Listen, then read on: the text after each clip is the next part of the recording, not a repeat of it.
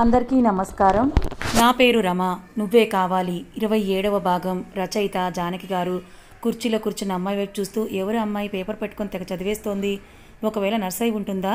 Nurse uniform ఉంటుంది కదా, కానీ ఈ అమ్మాయి వేసుకున్న డ్రెస్ చాలా ఖరీదైనలా కనిపిస్తుంది. రిషికి దగ్గర అమ్మాయి అయి ఉంటుందా? అయినా ముఖం చూపించవచ్చు కదా. పేపర్ చదువుతుందో లేదో, పేపర్ తింటుందా అని మనసులో అనుకుంటూ రిషి దగ్గరికి వస్తుంది. పడుకునున్నాడా అని తను తెచ్చిన క్యారేజీని పక్కన పెట్టిన ఉన్న కుర్చీలో గీత కూడా కూర్చుంటుంది. అమ్మ అని రిషి అంటూ ఉంటే పక్కన పేపర్ పడేసి, ఏమైంది రిషి అని పరిగెత్తుకుంటూ సరితొస్తుంది.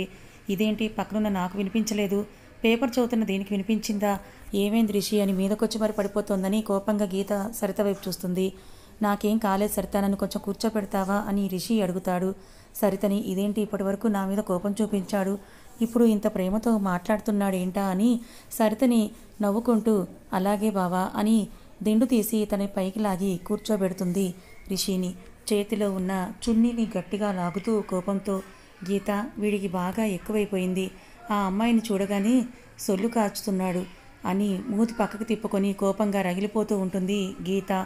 Thank you so much Saritha, నువ్వు లేకపోతే నేను ఏమైపోయేవాణ్ణు అని రిషి అంటూ ఉంటే, గంగా నదిలో మూలిగవాడివి ఏమైపోతావని కోపంగా మనసులో తిట్టుకుంటుంది గీత.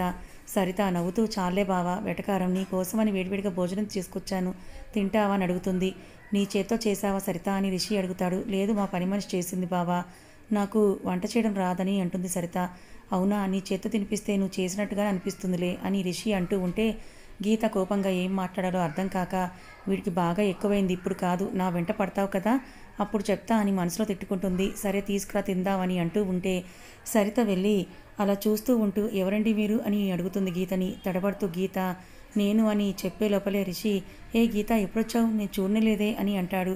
మీరెందుకు చూస్తారు సార్, మీరు వేరే వాళ్ళ వైపు చూస్తూ ఉంటే అని మనసులో అనుకుంటూ, నేనొచ్చి చాలాసేపు అయ్యింది రిషి, మీరు పడుకున్నారు కదా రిషి గారు, అందుకే డిస్టర్బ్ చేయడం ఎందుకులే అని ఇదిగో ఈ మూలన కుర్చీ వేసుకొని కూర్చున్నానని అంటుంది గీత.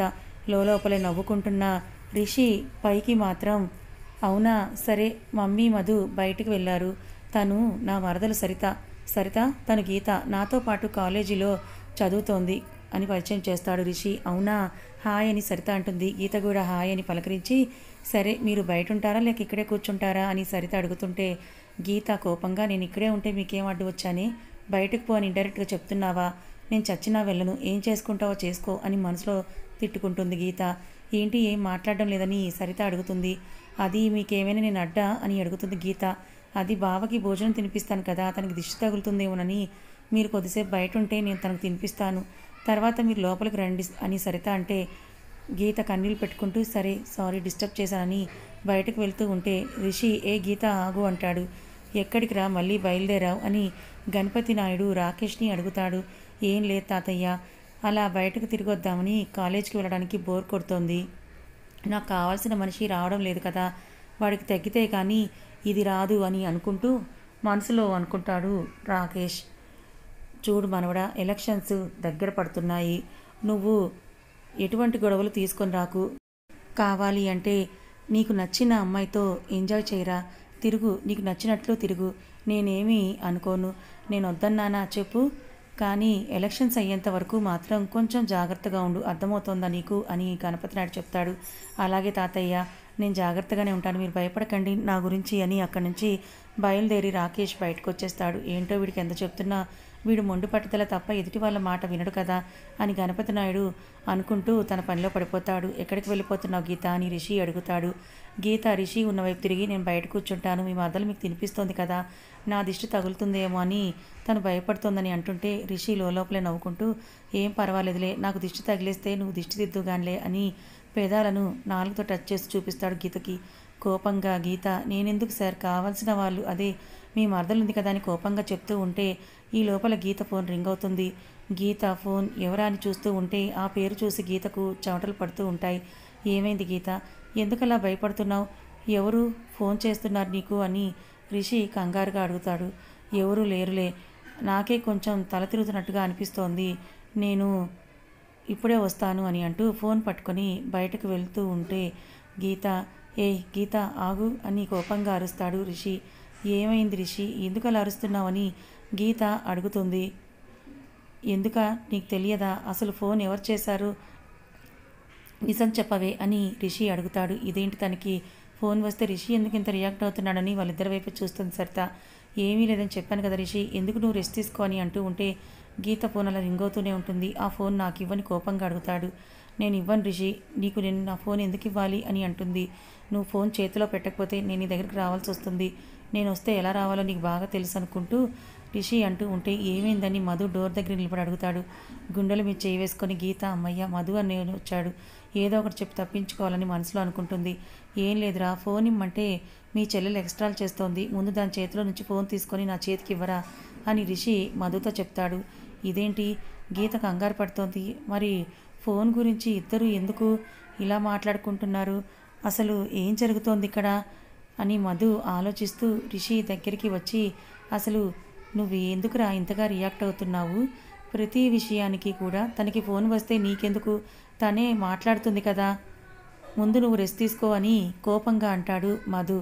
దానికి ఒరేయ్ నువ్వు చాలా ఎక్స్ట్రాలు చేస్తున్నావు, కానీ ముందు దాని చేతిలో నుంచి ఫోన్ తీసుకొని నాకు ఇవ్వన్నాడు, మాట్లాడకుండా ముందు ఫోన్ తీసుకో అని కోపంగా చెప్తాడు రిషి. ప్రతి విషయానికి ఎందుకు అంత కోపం రాయిస్తానుండు అని గీత దగ్గరికి వస్తాడు. గీత ఫోన్ పట్టుకొని మధు అన్నయ్య అని చెప్పేది విను, రిషికి ఫోన్ ఇవ్వను అర్థం చేసుకొని భయపడుతూ చెప్తుంది గీత. ఎందుకు భయపడుతున్నావు గీత, అసలు ఏమైందని మధు అడుగుతాడు. ఏమవడం ఏంటన్నయ్య, ఆ రాకేష్ ఫోన్ చేస్తున్నాడు, అదేంటి నీ నెంబర్ వాడికిలా తెలుసు అని మధు అడుగుతాడు. రాత్రి రాకేష్ ఇంటికి వచ్చాడు, అప్పుడు కానీ నా నెంబర్ తీసుకొని ఉంటాడు అన్నయ్య అని గీత భయపడుతూ చెప్తుంది. మరి ఇప్పుడు ఎలాగా, వాడు ఫోన్ అడుగుతున్నాడు, ఇవ్వకపోతే అసలు ఊరుకోడు, వాడి గురించి నీకు బాగా తెలుసు కదా అని మధు చెప్తాడు. సరే అయితే నేను ఈ నెంబర్ బ్లాక్ లిస్ట్లో పెట్టేస్తాను, అప్పుడు ఏ ప్రాబ్లం ఉండదు కదా అన్నయ్య, ఏది బాగుంది అని మాట్లాడుతూ ఉంటే ఇదేంట్రా మీరిద్దరూ అంత సైలెన్స్గా మాట్లాడుతూ ఉన్నారు, అక్కడ ఏం జరుగుతోంది, ఫోన్ తేవడానికి ముహూర్త బలం ఏమైనా కావాలా ఏంటి ఇద్దరు అని రిషి అడుగుతూ ఉంటాడు మధుని. ఆగరా బాబు తెస్తున్నాను, చంపుకొని తింటున్నావు నన్ను అని అనుకుంటూ మధు గీత చేతి నుంచి ఫోన్ తీసుకొని రాకేష్ ఫోన్ని బ్లాక్ లిస్ట్లో పెట్టేసి డిలీట్ చేస్తాడు. ఎందుకురా టెన్షన్ అని రిషి దగ్గరికి వచ్చి ఇదిగో ఫోన్ అని రిషి చేతిలో పెడతాడు. మధు కోపంగా సరిత గీత వైపు చూస్తూ ఇది నాకంటే చాలా అందంగా ఉంది, కొంపదీసి ఈ అమ్మాయిని ప్రేమిస్తున్నాడా ఏంటి, అందుకే ఇంత రియాక్ట్ అవుతున్నాడా, ఇందాక కూడా నా మీద ప్రేమతో కాదా, దీని మీద రివెంజ్ తీర్చుకోవడానికి రిషి నాకు సొంతం కావాలని ఇలా మధ్యతరగతి ఫ్యామిలీలో వెనకాల పడతారేంటి, నాకే చిరాకు వస్తుంది వీళ్ళని చూస్తూ ఉంటే అని సరిత కోపంగా గీత వైపే చూస్తుంది. మనసులో గీత అసలు రాకేష్కి ఎంత ధైర్యం, రాత్రి మా ఇంటికి వచ్చాడు, ఇప్పుడు నాకు ఫోన్ చేస్తున్నాడు, అసలు వాడు ఏమనుకుంటున్నాడో నా గురించి, వీటన్నింటికీ కారణం వాడే, ఈ ఊరే రాకపోతే నాకు ఈ సమస్య ఉండేది కాదు, నా గతం రిషికి చెప్పాలి, అప్పుడే నాకు రిషి దూరంగా ఉంటాడేమో, ఈ ప్రేమ బంధంతో నేను యుద్ధం చేయలేను, నాలో నేను నలిగిపోతే చచ్చిపోవాలనిపిస్తోంది, ఎందుకు నాకు ఈ జీవితం అని తనలో తనే బాధపడుతూ ఉంటుంది గీత. రిషి ఫోన్ తీసుకొని ఇదేంటి నెంబరు అని లోపలే గీత ఫోన్ రింగ్ అవుతుంది. ఇదేంటి నేను బ్లాక్ లిస్ట్లో పెట్టేశాను కదా, మళ్ళీ ఫోన్ రింగ్ అవుతుందేంటి అని అనుకుంటూ గీత మధు ఇద్దరు కూడా టెన్షన్గా చూస్తూ ఉంటే ఇప్పుడే కదా ఫోను రాకేష్ నెంబర్ బ్లాక్ లిస్ట్లో పెట్టావు, అయినా మళ్ళీ ఫోన్ రింగ్ అవుతుంది, ఇప్పుడే రిషి ఫోన్ లిఫ్ట్ చేసి బాబోయ్ ఇక్కడ భూకంపం వచ్చేలా ఉంది అని ఇద్దరు ఒకరి ముఖాలు ఒకరు చూసుకుంటూ ఉంటే భయపడతారు. టెన్షన్తో ఒళ్ళంతా నీరు కారుతుంది గీతకు. రిషి ఫోన్ లిఫ్ట్ చేస్తే హలో అని పలకరిస్తాడు. హలో ఎవరు మాట్లాడేదని భువన అంటే నేను రిషిని చెప్పండి ఆంటీ అని అంటే గీత మధు రిలాక్స్ అయ్యి అమ్మయ్య అమ్మ ఫోన్ చేస్తోందా, ఎంత టెన్షన్ పెట్టావురా సచ్చినోడని మనసులో తిట్టుకుంటుంది గీత. అదే హాస్పిటల్కి వచ్చిందా లేదా అని గీతకు ఫోన్ చేశాను, రిషి వచ్చిందాంటీ, నిలబడి ఇలానే నా వైపే చూస్తోంది, అయినా ఇంత హ్యాండ్సమ్కి సైట్ కొడుతూ ఉంటుంది ఎప్పుడు మీ అమ్మాయి, కొద్దిగా చెప్పొచ్చు కదా ఆంటీ దిష్టి తగులుతుంది, కొద్దిగా దిష్టి తీయమని ఎలా మాట్లాడుతున్నాడు చూడు, అమ్మతో సిగ్గులేదు వీడికి, అయితే గీతతోటి తీయించుకో దిష్టి, సరేనా రిషి అని భువన అంటుంది. నిజమా ఆంటీ, అయితే మీ అమ్మాయితో మీరే చెప్పండి రిషికి దిష్టి తీయాలని, నేను చెప్తూ ఉంటే నేను తీయనంటోంది అని ఫోన్ గీతకిస్తాడు. హలో అమ్మ, అమ్మ గీత హాస్పిటల్కి వెళ్ళావా లేదా అని ఫోన్ చేశాను, వెళ్ళానమ్మా, నీకు ఒక విషయం చెప్దామని మర్చిపోయాను, ఏ విషయం గురించమ్మా, అదే అన్నయ్య వదిన వస్తున్నారు, అవునా అని గీత ఆనందంగా అంటూ ఉంటే రిషి ఏంటిది ఇంత ఆనందంగా ఉంది, ఎవరు వస్తున్నారబ్బా అని ఆలోచిస్తూ ఉండిపోతాడు రిషి. మరి ఇంటి దగ్గర ఉన్నప్పుడు గుర్తు రాలేదా అమ్మా అని గీత అడుగుతుంది. రాత్రి అన్నయ్య ఫోన్ చేశారు, నేను చెప్దామనుకునే లోపల రాత్రి చేరే గొడవ జరిగింది కదా, ఇంకా ఆ విషయంలో మర్చిపోయాను, ఆల్రెడీ వాళ్ళు హైదరాబాద్ ఎయిర్పోర్ట్కి ల్యాండ్ అయ్యామని చెప్పారు, నువ్వు తీసుకొని వచ్చేస్తావా లేదా డాడీని పంపించినా అని ఫోన్ చేశానని భువన అంటుంది. సరే అమ్మా, డాడీ బ్యాంక్లో ఉంటారు కదా, తను ఎందుకులే నేనే వెళ్తానని అంటుంది గీత. సరే అయితే, అవును నేనేదో అడుగుదామని మర్చిపోయాను ఏంటమ్మా అని గీత అంటుంది. అదే రిషికి ఎలాగుంది, ఎప్పుడు డిశ్చార్జ్ చేస్తామని చెప్తున్నారు, ఏమైనా తెలిసిందా అని భువన్ అడుగుతుంది గీతని. నాకు ఇంకేం తెలియదని చెప్తుంది గీత. సరే అయితే నువ్వు రిషి పలకరించేస్తే ఎయిర్పోర్ట్కి వెళ్ళు, వాళ్ళని పికప్ చేసుకో. సరే అమ్మ బాయ్ అని గీత ఫోన్ పెట్టేస్తుంది. ఒంటికి పట్టిన చెమటలు చున్నీతో తుడుచుకుంటే రిలాక్స్ అవుతూ పక్కనున్న వాటర్ బాటిల్లో వాటర్ అంతా తాగేస్తుంది. ఇదేంటి వాటర్ బాటిల్తో నీళ్ళు అన్నీ తాగేస్తోంది, ఇంటి దగ్గర టిఫిన్ కూడా చేయలేదా ఏంటి అని రిషి తన వైపు అలానే చూస్తాడు. ఏంటే మొత్తం వాటర్ అంతా నువ్వే తాగిస్తే నేనేం తాగాలని రిషి అంటాడు. వాటర్ కదా తీసుకొస్తానులే కావాలంటే అని గీత ముఖం చిరాగ్గా పెట్టి అంటుంది. ఇప్పటి వరకు మీ అమ్మతో బాగానే మాట్లాడావు కదే, నాతో మాట్లాడడానికి మళ్ళీ ఏమైంది నీకు అని అంటాడు. కథ ఇంకా ఉంది. ఈ కథ మీకు ఎలా అనిపించింది, నచ్చిందా? నచ్చితే లైక్ చేయండి, మరికొంతమందికి షేర్ చేయండి. ఇలాంటి మరిన్ని మంచి కథల కోసం మన ఛానల్ని సబ్స్క్రైబ్ చేసుకోండి. Thank you so much for watching.